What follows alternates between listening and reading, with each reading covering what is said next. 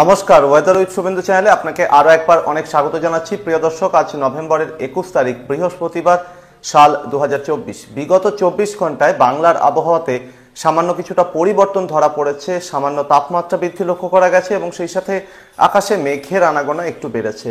এই মেঘ কি সম্ভাব্য ঘূর্ণিঝড় ফেইঞ্জালের জন্য বাংলার আকাশে প্রবেশ করছে, সেই ব্যাপারে আপনাদেরকে জানাবো এবং ঘূর্ণিঝড় ফেইঞ্জালের সম্ভাব্য গতিবিধি কি হতে পারে, বাংলার বিভিন্ন এলাকা কতটা প্রভাবিত হওয়ার সম্ভাবনা, সেই ব্যাপারে আজকের ভিডিওতে অত্যন্ত গুরুত্বপূর্ণ তথ্য থাকছে। আগামী কয়েকটা দিনে আবহাওয়াতে কোথায় কেমন পরিবর্তন আসবে সেই ব্যাপারেও পুঙ্খানুপুঙ্খ বিবরণ দেওয়ার চেষ্টা করব। প্রিয় দর্শক, ভারতীয় সময় ঘড়িতে এখন সকাল 9টা বাজে। আজকে বৃহস্পতিবারে সর্বশেষ যে উইন্ড প্যাটার্ন রয়েছে, অর্থাৎ বাতাসের যে প্রবাহ, তার দিকে আমরা যদি নজর রাখি তাহলে দেখা যাচ্ছে যে ঝাড়খণ্ডের বিভিন্ন এলাকা এবং সংলগ্ন বিহারের দিক থেকে কিন্তু উত্তরে শুকনো হাওয়া নেমে আসছে, যেটা গাঙ্গেয় দক্ষিণবঙ্গের পশ্চিমের যে জেলাগুলো রয়েছে, যেরকম বীরভূম, পশ্চিম বর্ধমান, পশ্চিম মেদিনীপুর, এই এলাকাগুলোর দিকে বেশ খানিকটা ভালো গতিবেগে প্রবাহিত হতে দেখা যাচ্ছে। ভালো বলতে খুব যে বেশি গতিবেগ রয়েছে তা নয়, তুলনামূলক, যেহেতু বাংলাদেশের বিভিন্ন এলাকা গাঙ্গেয় দক্ষিণবঙ্গের বাংলাদেশ লাগোয়া মুর্শিদাবাদ, নদিয়া, পূর্ব বর্ধমান, 24 পরগনা, কলকাতা এবং পার্শ্ববর্তী হাওড়া, হুগলি, এই জেলাগুলোতে বাতাসের প্রবাহ নেই বললেই চলে বা বন্ধ রয়েছে, এরকমই পরিস্থিতি রয়েছে। তো সেই তুলনায় পশ্চিমের জেলাগুলোর দিকে একটু হাওয়া বইতে দেখা যাচ্ছে।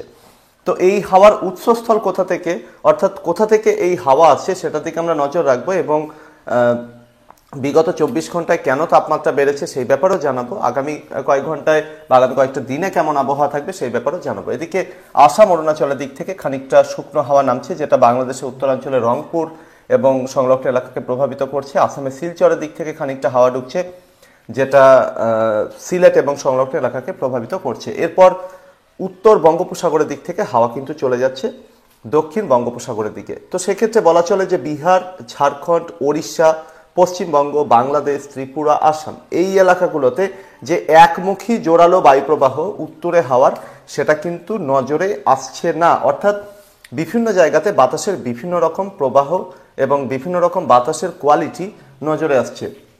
এদিকে আমরা যদি এই হাওয়ার উৎসস্থল খুঁজতে যাই, যে গাঙ্গেয় দক্ষিণবঙ্গ এবং সংলগ্ন এলাকার দিকে বা পশ্চিমের জেলাগুলোর দিকে যে হাওয়া ঢুকছে সেটা কোথা থেকে আসছে সেটার দিকে নজর রাখলে দেখা যাচ্ছে যে মধ্য ভারত এবং সংলগ্ন এলাকা, বিশেষ করে মধ্যপ্রদেশের জব্বলপুর, ভোপাল, এই এলাকাগুলোর উপরে একটা অ্যান্টিসাইক্লোন এই মুহূর্তে অবস্থান করছে এবং এই অ্যান্টিসাইক্লোনটি কিন্তু হাওয়াকে এইভাবে রোটেট করাচ্ছে। অর্থাৎ মধ্য ভারতের দিক থেকে কিন্তু পূর্ব ভারতের দিকে খানিকটা হলেও হাওয়া বয়ে যাচ্ছে। তাহলে উত্তর পশ্চিম ভারত বা উত্তর ভারতের দিক থেকে যে হাওয়া নামার কথা, অর্থাৎ জম্মু কাশ্মীর, লাদাখ, নেপাল, উত্তরাখণ্ড, হিমাচল, এদিক থেকে যে হাওয়া নামার কথা, সেই হাওয়া তাহলে কোথায় যাচ্ছে? প্রথমত এখানে কিন্তু এখনো সেভাবে হাওয়া নামছে না পাহাড়ের দিক থেকে। এই মুহূর্তে পাকিস্তানের মধ্যাঞ্চলে মুলতান এবং সংলগ্ন এলাকাতে আবার একটা শক্তিশালী ঘূর্ণাবর্ত তৈরি হচ্ছে। তো জম্মু কাশ্মীর, লাদাখের দিক থেকে সেই হাওয়া এবং রাজস্থানের দিক থেকে হাওয়া কিন্তু চলে যাচ্ছে এই ঘূর্ণাবর্তের দিকে এবং এখানেই রোটেট করতে থাকছে। অন্যদিকে ভারতের রাজধানী দিল্লি এবং পার্শ্ববর্তী পাঞ্জাব, হরিয়ানার দিক থেকে খানিকটা হলেও হাওয়া উত্তরপ্রদেশের দিকে প্রবেশ করছে। অর্থাৎ কোনোভাবেই বাংলার দিকে যে হাওয়া ঢুকছে সেটা কিন্তু পাহাড়ের দিক থেকে আসছে না। এটাই হলো সব থেকে প্রধান কারণ বিগত 24 ঘন্টায় তাপমাত্রা বৃদ্ধি হওয়ার জন্য।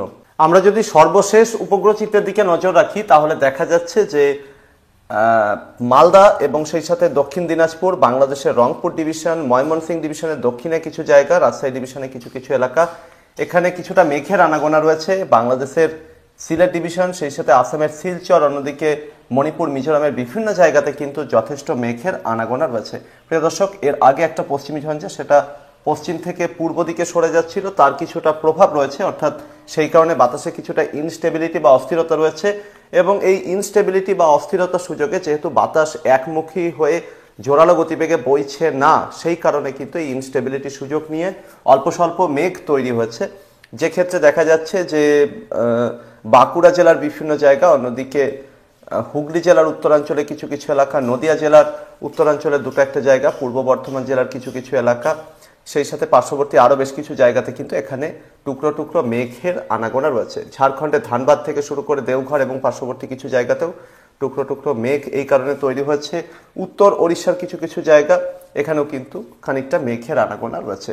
অর্থাৎ শীতকালে যে ধরনের পরিষ্কার আবহাওয়া থাকার দরকার রোদ ঝলমলে আবহাওয়া, সেই সাথে প্রবল গতিবেগে উত্তরে হাওয়া, সেই রকম সিচুয়েশন কিন্তু নেই। বিগত 24 ঘন্টায় কিন্তু আবহাওয়াতে পরিবর্তন ধরা পড়ছে। এরই সাথে বাংলাদেশের পার্বত্য চট্টগ্রাম দিকে এবং ত্রিপুরার উত্তরাঞ্চলে কিছু এলাকার দিকেও কিন্তু এরকমই খানিকটা মেঘের আনাগোনা রয়েছে। এদিকে পশ্চিম ঝাড়খণ্ডের দিকে এখনো পর্যন্ত বেশ খানিকটা কুয়াশার চাদর রয়েছে। বিহারের পশ্চিম প্রান্তের দিকে এখনো বেশ খানিকটা কুয়াশার চাদর কিন্তু নজরে আসছে।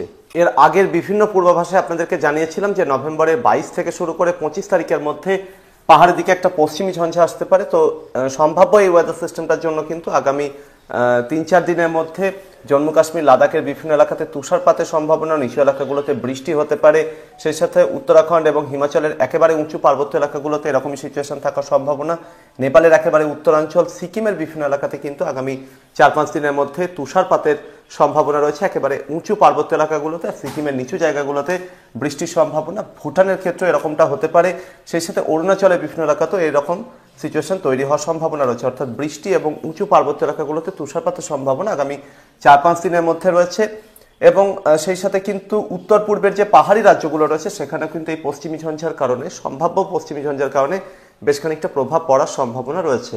তবে এক্ষেত্রে দেখা যাচ্ছে যে ওড়িশার সমগ্র এলাকাতেই আবহাওয়া মোটের উপর শুষ্ক থাকবে। পরবর্তী 5 দিনে বৃষ্টির কোনো রকম সম্ভাবনা নেই। ঝাড়খণ্ডের বিভিন্ন এলাকা যেরকম মেদিনীনগর থেকে শুরু করে রাঁচি, জামশেদপুর, ধানবাদ, দেওঘর, সর্বত্রই কিন্তু আবহাওয়া মোটের উপর শুকনো এবং পরিষ্কার থাকবে। বিহারের গয়া থেকে শুরু করে পাটনা, ভাগলপুর, পূর্ণিয়া, দারভাঙ্গা, বাহারিয়া, এই সমস্ত এলাকাগুলো, সাসারাম, সর্বত্রই কিন্তু আবহাওয়া মোটের উপর শুকনো থাকার সম্ভাবনা। এবং উত্তরবঙ্গের পাহাড়ি এবং তরাই ডুয়ার্সের জেলাগুলোর দিকে এই পশ্চিমী ঝঞ্ঝার কারণে সামান্য কিছুটা প্রভাব পড়ার সম্ভাবনা রয়েছে। অর্থাৎ আগামী 4-5 দিনের মধ্যে উত্তরবঙ্গের আলিপুরদুয়ার জেলা এবং কোচবিহার জেলার কোথাও কোথাও সামান্য হালকা বৃষ্টির সম্ভাবনা রয়েছে। বৃষ্টির পরিমাণ অত্যন্ত কম, অর্থাৎ ছিটেফোঁটা থেকে হালকা বৃষ্টির সম্ভাবনায় বেশি। সেই সাথে জলপাইগুড়ি কোথাও কোথাও হালকা ছিটেফোঁটা বৃষ্টি আগামী 4-5 দিনের মধ্যে হতে পারে। সেই সাথে দার্জিলিং এবং কালিম্পং এই জেলা দুটোর কোথাও কোথাও হালকা বৃষ্টির একটা সম্ভাবনা কিন্তু রয়েছে আগামী 4-5 দিনের মধ্যে। তবে উত্তরবঙ্গের যে বাকি সমতলের জেলাগুলো, 2 দিনাজপুর এবং মালদাতে সেরকমভাবে বৃষ্টির সম্ভাবনা নেই বললেই চলে আগামী 4-5 দিনের মধ্যে। গাঙ্গেয় দক্ষিণবঙ্গের দিকে আমরা যদি নজর রাখি, গাঙ্গেয় দক্ষিণবঙ্গের সমস্ত জেলাতেই কিন্তু আগামী 4-5 দিনের মধ্যে মোটের উপর শুকনো আবহাওয়া থাকবে। অর্থাৎ বৃষ্টির কোনো রকম সম্ভাবনা কিন্তু বিন্দু মাত্র নজরে আসছে না দক্ষিণবঙ্গের কোনো জেলার ক্ষেত্রে। আগামী 4-5 দিন কিন্তু এরকমই শুকনো আবহাওয়া চলবে দক্ষিণবঙ্গের সমস্ত জেলাতে। এদিকে বাংলাদেশের টেকনাফ থেকে শুরু করে মহেশখালী, চট্টগ্রাম, প্রত্যেকটা জায়গাতেই মোটের উপর শুকনো আবহাওয়া থাকার সম্ভাবনা তুলনামূলক বেশি আগামী 4-5 দিনের মধ্যে। তবে যেহেতু পশ্চিমী ঝঞ্ঝাটি মণিপুর এবং মিজোরামের দিকে সরছে, তাই এর প্রভাব চট্টগ্রামের যে পার্বত্য এলাকাগুলো রয়েছে, মিজোরাম এবং মণিপুরের সাথে সীমান্তবর্তী, সেখানে কোথাও কোথাও ছিটেফোঁটা বৃষ্টির একটা সম্ভাবনা রয়েছে। বাংলাদেশের দক্ষিণাঞ্চলে খুলনা, বরিশাল ডিভিশনে সেরকমভাবে বৃষ্টির সম্ভাবনা নেই বললেই চলে। রাজশাহী থেকে শুরু করে ঢাকা ডিভিশনে উত্তরাঞ্চলে বিভিন্ন এলাকা, সিলেট ডিভিশনে বিভিন্ন জায়গাতে বৃষ্টির সম্ভাবনা অত্যন্ত কম। তবে বাংলাদেশের উত্তরাঞ্চলে কোথাও কোথাও, বিশেষ করে রংপুর ডিভিশনের লালমনিরহাট এবং ময়মনসিংহ এবং সিলেট ডিভিশনে একেবারে যে উত্তরাঞ্চল এলাকাগুলো রয়েছে, আগামী 4-5 দিনের মধ্যে এখানে কোথাও কোথাও পশ্চিমী ঝঞ্ঝার কারণে ছিটেফোঁটা বৃষ্টির একটা সম্ভাবনা কিন্তু রয়েছে। তবে মেঘালয়ের বিভিন্ন জায়গাতে কিন্তু তুলনামূলক একটু বেশি বৃষ্টি হতে পারে। আসামের গুয়াহাটি থেকে শুরু করে গোয়ালপাড়া এবং তেজপুর এই এলাকাগুলোতেও কিন্তু ছিটেফোঁটা থেকে হালকা বৃষ্টির সম্ভাবনা রয়েছে। কোথাও কোথাও একটু মাঝারি ধরনের বৃষ্টির সম্ভাবনা, সম্পূর্ণভাবে রোল আউট করা যাচ্ছে না। জোরহাট থেকে শুরু করে পার্শ্ববর্তী এলাকাগুলোতেও খানিকটা বৃষ্টির সম্ভাবনা কিন্তু আগামী 4-5 দিনের মধ্যে রয়েছে। আসামের শিলচর থেকে শুরু করে নীলামবাজার এবং পার্শ্ববর্তী এলাকাগুলোতেও ছিটেফোঁটা বৃষ্টি কিন্তু আগামী 4-5 দিনের মধ্যে হওয়ার সম্ভাবনা রয়েছে। অন্যদিকে ভারতের ত্রিপুরার বিভিন্ন এলাকাতে কিন্তু আকাশ মোটের উপর পরিষ্কার থাকার সম্ভাবনা, তবে কখনো কখনো মাঝে মাঝে টুকরো টুকরো মেঘের উপস্থিতি টের পাওয়া যেতে পারে। এবং এক্ষেত্রে কিন্তু বৃষ্টির সেরকম কোনো সম্ভাবনা আগামী 4-5 দিনের মধ্যে ত্রিপুরার কোথাও নেই বললেই চলে।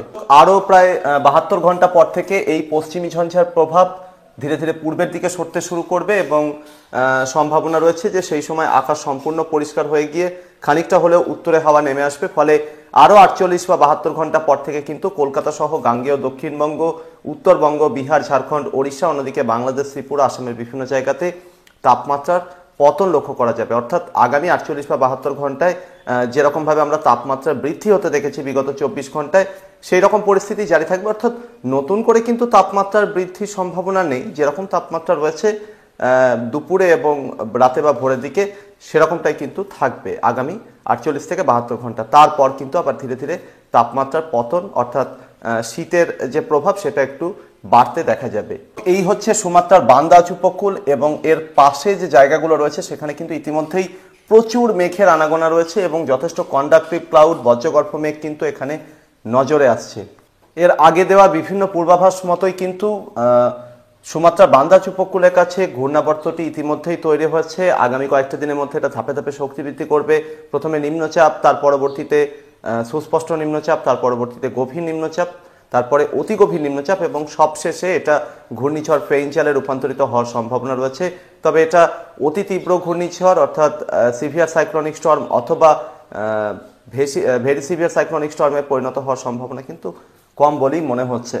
তবে এটা একটা সাইক্লোনিক স্টর্মের ক্যাটাগরি নিয়ে কিন্তু এটা উত্তর শ্রীলঙ্কার জাফনা উপদ্বীপ থেকে শুরু করে তামিলনাড়ু এবং অন্ধ্রপ্রদেশের কোনো একটা এলাকার দিকে এগোনোর সম্ভাবনা রয়েছে। নভেম্বরের 27 বা 28 তারিখ নাগাদ এটা উপকূলে খুব কাছে চলে যেতে পারে এবং সেক্ষেত্রে বিভিন্ন গ্লোবাল ওয়েদার মডেল থেকে কিন্তু প্রায় একই রকম ইঙ্গিত এখনো পর্যন্ত যেটা মিলছে তাতে দেখা যাচ্ছে যে এই ওয়েদার সিস্টেমটা কিন্তু দক্ষিণ ভারতের তামিলনাড়ু এবং সংলগ্ন আশেপাশে কোনো একটা জায়গাতে ল্যান্ডফল করতে পারে এবং এক্ষেত্রে পশ্চিমবঙ্গ থেকে ওড়িশা এবং বাংলাদেশের বিভিন্ন এলাকা কিন্তু ঘূর্ণিঝড়ের হাত থেকে সম্পূর্ণভাবে নিরাপদ রয়েছে। অর্থাৎ বাংলার কোথাও কিন্তু ঘূর্ণিঝড় আঘাত করার সম্ভাবনা এই মুহূর্তে দেখা যাচ্ছে না এবং যেটা পরিস্থিতি রয়েছে তার প্রভাবে একটা বৃষ্টি কিন্তু সম্ভাবনা রয়েছে। আমরা এটা দেখছি আইকন মডেল অর্থাৎ জার্মান যে ওয়েদার মডেল রয়েছে সেখানে কিন্তু এরকমটাই নজরে আসছে। এছাড়াও আরও যে অন্যান্য গ্লোবাল ওয়েদার মডেলগুলো রয়েছে, প্রিয় দর্শক, এটা হচ্ছে ইউএস নেভি অর্থাৎ নাভকেমের ওয়েদার মডেল। সেখানে দেখা যাচ্ছে যে এই ওয়েদার সিস্টেমটা কিন্তু